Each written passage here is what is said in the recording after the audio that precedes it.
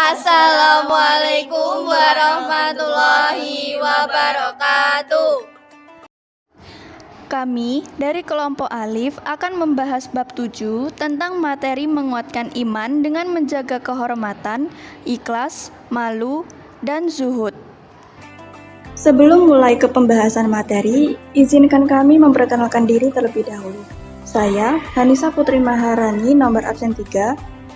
Saya Indah Jan Pertiwi, nomor absen 6. Saya Indira Tias Burianti, nomor absen 8. Saya Juliana Vitasari, nomor absen 14. Saya Koirunisa Salsabila, nomor absen 23. Saya Kiswayanti Zahra, nomor absen 25. Saya Leni Anwar Sri Rahayu, nomor absen 26. Dan saya Mayangkuni Rahmati, nomor absen 34. Menjaga kehormatan dalam agama Islam. Maksud dari menjaga kehormatan adalah menjaga harga diri, nama baik, dan kemuliaan diri. Dengan kata lain, menjaga harkat, martabat, dan harga diri manusia. Menjaga kehormatan dalam bahasa Arab disebut dengan muru'ah. Muru'ah adalah proses menjaga tingkat laku seseorang agar sejalan dengan ajaran agama, menghiasi diri dengan akhlak terpuji dan menjauhi segala bentuk keburukan. Ada juga yang memberi definisi sebagai kemampuan untuk menghindari perbuatan yang negatif, sehingga dapat menjaga harkat, martabat, dan harga diri dan kehormatan diri. 1. Muru'ah terhadap diri sendiri. Maksudnya adalah mempertahankan serta melaksanakan perilaku yang mulia dan menghindari perilaku yang tercela dimanapun dan kapanpun meskipun dalam keadaan sendiri. 2. Muru'ah terhadap sesama makhluk. Maksudnya adalah menjaga perilaku yang mulia dan menghindari perilaku yang tercela kepada orang lain, baik di lingkungan keluarga, sekolah, dan masyarakat. 3. Muru'ah terhadap Allah Subhanahu wa Ta'ala. Maksudnya merasa malu pada Allah Subhanahu wa Ta'ala, sehingga membuat seseorang untuk selalu melaksanakan semua perintahnya, menjauhi semua larangannya, dan merasa malu apabila berbuat bermaksiat kepadanya. Contoh muru'ah dalam kehidupan sehari-hari. 1. Menjaga perkataan dengan tidak mengejek teman ataupun berkata kasar. 2. Menggunakan pakaian yang mencerminkan syariat Islam, bukan menggunakan pakaian yang menampakkan lekuk tubuh. 3. Menjauhi pergaulan bebas dan zina. 4. Menjauhi makan dan minuman yang haram. 5. Tidak menyalahgunakan jabatan yang dimiliki. Pengertian ikhlas. Kata ikhlas berasal dari bahasa Arab. Secara bahasa, kata ikhlas berarti murni, tidak bercampur, bersih, jernih, mengosongkan, dan membersihkan sesuatu. Ikhlas berarti suci dalam berniat, bersihnya batin dalam beramal, dan tidak ada pura-pura, lurusnya hati dalam bertindak, jauh dari penyakit riya, serta mengharap ridho Allah Subhanahu wa Ta'ala semata. Kaitannya ibadah, secara bahasa, ikhlas berarti tidak memperlihatkan amal kepada orang lain.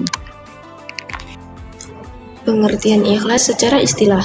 Al-Jurjani dalam kitabnya Al-Ta'rifat memberikan pengertian ikhlas adalah memberikan amal perbuatan dari hal-hal yang mengotorinya, seperti mengharap pujian dari makhluk atau tujuan-tujuan lain selain dari Allah.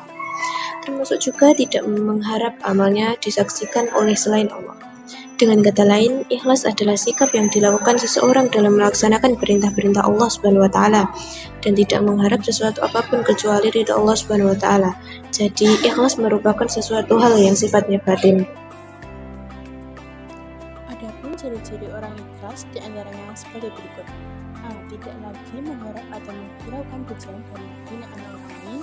B. Tidak lagi melihat pada manfaat dan bahaya perbuatan, tetapi pada hakikat perbuatan. Misalnya, bahwa amal yang kita lakukan adalah perintah Allah. C. Tidak mengingat pahala dari perbuatan yang telah dilakukan.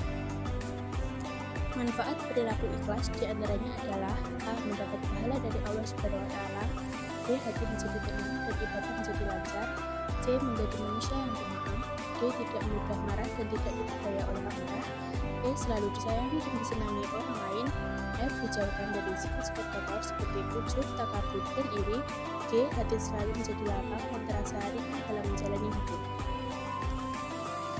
Apa itu malu? Malu dalam bahasa Arab disebut dengan kata al-haya. Malu disebutkan oleh Nabi SAW sebagai cabang dari iman. Karena dengan sifat malu, seseorang dapat tergerak melakukan kebaikan dan menghindari keburukan. Sifat malu akan selalu mengantarkan seseorang pada kebaikan.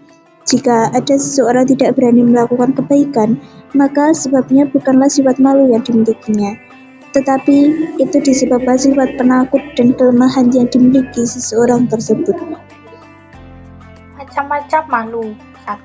Malu naluri, yakni sifat malu yang Allah ciptakan pada diri hamba sehingga mengantarkan hamba tersebut melakukan kebaikan, menghindari keburukan, serta memotivasi untuk berbuat yang benar. 2. Malu yang dicari atau dilatih. Sifat malu ini ada kalanya bagian dari iman, seperti rasa malu sebagai hamba di hadapan Allah pada hari kiamat, sehingga menjadikannya mempersiapkan bekal untuk menemui Allah di akhirat nanti. Pengertian zuhud. Zuhud secara harfiah berarti meninggalkan sesuatu. Singkatnya, itu berarti meninggalkan kesenangan hidup duniawi yang sementara dan mematikan karena menginginkan kesenangan ukhrawi yang lebih baik dan abadi.